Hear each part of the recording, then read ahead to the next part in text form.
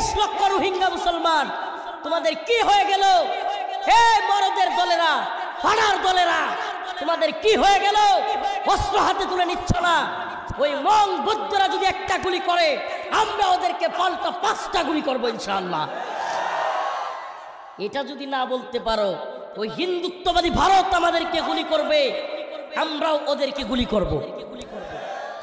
আরে আমরা তো মরলে শহীদ, আর ওরা তো মরলে জাহান্নামে যাবে। যারা মরলে শহীদ, এরা আবার ভয় পায় কেন? যাদের আখেরাত আছে তারা ভয় পাবে? এদের তো কোনো আখেরাত নেই, এরা তো যাবে জাহান্নামে। অতএব মুসলমানদের কনসেপ্ট ক্লিয়ার থাকা চাই। আল্লাহ পাক বলেছেন, ওমা লাকুম লা তুকাতিলুনা ফি সাবিলিল্লাহ, তোমাদের কি হয়ে গেল? তোমরা আল্লাহর রাস্তায় যুদ্ধ করতেছো না। ওয়াল মুস্তালাফিনা মিনার রিজাল ওয়ান নিসা, এই ছোট্ট ছোট্ট শিশুরা ফিলিস্তিন থেকে চিৎকার করে বলতেছে, রব্বানা রব্বানা। আজকে যখন বক্তব্য দিয়েছে আরাকান আর্মি উপদেষ্টা, প্রধান উপদেষ্টার প্রেস সচিব, আরাকান আর্মির কারণে মায়ানমারের রোহিঙ্গাদেরকে ফেরত দেওয়া যাচ্ছে না। এই আরাকান আর্মিকে যেদিন আল্লাহর বক্তব্য অনুযায়ী কুতিবা আলাইকুমুল কিতাল কাতিলুহুম ইউআযিবুহুমুল্লাহু বিআইদিকুম, যেদিন প্রতিহত করবে মুসলমান মর্দে মুজাহিদরা, ওই আরাকান আর্মিকে বলবে আল্লাহর জমিন, আন্নাল আরদ ওয়ারিসুহা ইবাদিয়াস সালিহুন, এই জমিন হলো আল্লাহর, আর আল্লাহর জমিনে আমরা আল্লাহর ইবাদত করি, আমরাই থাকবো, তোরা থাকতে পারবি না।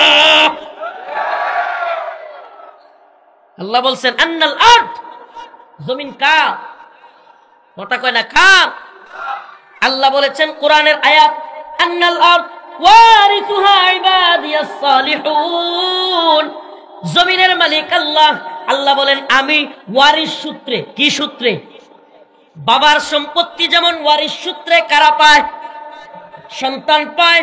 আল্লাহ বলেন আমি এই পুরো পৃথিবীর মালিক, আমিও এই জমিনকে ওয়ারিস সূত্রে ইবাদিয়াস সালিহুন, আমার নেক বান্দাদেরকে দিয়ে দিলাম। সুবহানাল্লাহ কয় না? আমার নেক বান্দাদেরকে দিলাম না কাফেরদেরকে দিলাম? আল্লাহ কাদের কথা বলছেন? নেক বান্দাদেরকে দিলাম।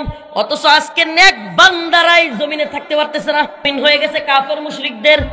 জমিন তো কাফের মুশরিকদের ছিল, কথা কয় না? জমিন কি কাফের মুশরিকদের? আরে জমিন তো আল্লাহ বলছেন আমার, আমি মালিক, সকল ক্ষমতার মালিক কে? আল্লাহ বলছেন আমি মালিক। এখন আমি জমিন ওয়ারিস সূত্রে মুমিনদেরকে দিছি, কাদেরকে? জমিনের মধ্যে মুমিনরা থাকবে, তাহলে কাফেররা? কয় কাফেররাও থাকতে পারবে, তবে জিজিয়া দিয়া, আইয়াদি ওয়াহুম সাগিরুন, নত জানু হইয়া মুমিনদেরকে জিজিয়া দিয়া তারপরে থাকবে। হায় হায় আফসোস, হুজুর এটা কোন কি? নত জানু হইয়া জিজিয়া দিয়া থাকবো, আর আমরা নিজেরাই এখন ট্যাক্স দিয়া নিজেদের মুসলমান রাষ্ট্রে থাকতে পারতেছি না।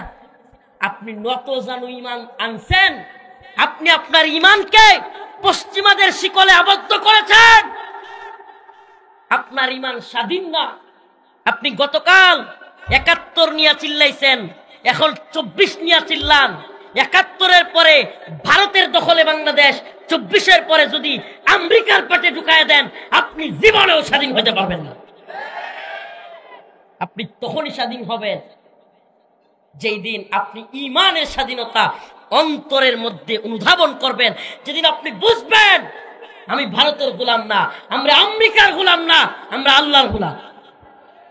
এই দিন আপনি স্বাধীন হবেন। আফগানিস্তান হলো স্বাধীন। সুবহানাল্লাহ। যা গিয়ে আমেরিকা মরলগিরি কর, লাথি মেরে খেদাবে। যা রাশিয়া গিয়া মরলগিরি কর, লাথি দিয়ে খেদাবে। যা জাতিসংঘ মাতবরি গিয়া কর, আফগানে জুতা নিয়ে বসে আছে। ভারতের এত মাতবরি বাংলাদেশে, যাক না আফগানিস্তানে। সুবহানাল্লাহ।